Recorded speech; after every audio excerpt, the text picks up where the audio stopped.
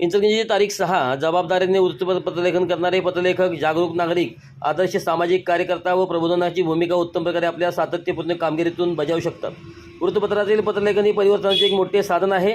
आज समाज जीवनातील सर्व क्षेत्रामध्ये वाढती आव्हाने उभी राहत आहेत. व्यवस्थेपेक्षा दुरावस्थेचे प्रमाण मोठे आहे. अशावेळी मराठी वृत्तपत्रसृष्टीचे जनक आचार्य बाळशास्त्री जांभेकर यांचा व्यापक विचार पत्रलेखनाची स्वीकारला पाहिजे. पत्रलेखनाद्वारे पत्रकारितेमध्ये करिअर करण्याची संधी मिळू शकते. त्या संधीचा लाभ विद्यार्थ्यांनी घ्यावा असे मत समाजवादी प्रबोधिनीचे सरचिटणीस प्रसाद कुलकर्णी यांनी व्यक्त केले. ते श्रीमती आ. पाटील कन्या महाविद्यालय, समाजवादी प्रबोधिनी आणि वृत्तपत्र लेखक संघ यांच्या संयुक्त विद्यमाने पत्रकार दिनानिमित्त आयोजित कार्यक्रमात वृत्तपत्रातील पत्रलेखन या विषयावर बोलत होते. अध्यक्षस्थानी प्राचार्य डॉक्टर त्रिशाला कदम होत्या. यावेळी श्रमिक पत्रकार संघटनेचे अध्यक्ष बाबासाहेब राजमाने आणि प्रेस क्लब ऑफ इचलकरंजीचे अध्यक्ष अरुण काशीद यांचा शाल श्रीफळ देऊन विशेष सत्कार करण्यात आला.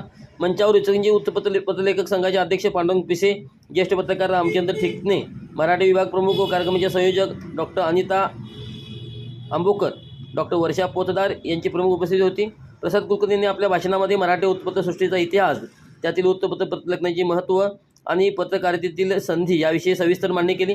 प्रारंभी अरुण काशीद व बाबासाहेब राजमाने यांच्या हस्ते आचार्य बाळशास्त्री जांभेकर यांच्या प्रतिमेला पुष्पहार अर्पण करून वंदन करण्यात आले. स्वागत व प्रास्ताविक डॉक्टर अनिता आंबोकर यांनी केले. अरुण काशीद व बाबासाहेब राजमाने यांनी मनोगत व्यक्त केले. प्राचार्य डॉक्टर त्रिशाला कदम यांनी पत्रलेखनाचे महत्त्व आणि पत्रकारितेतील संधी सांगत अध्यक्षीय समारोप केला.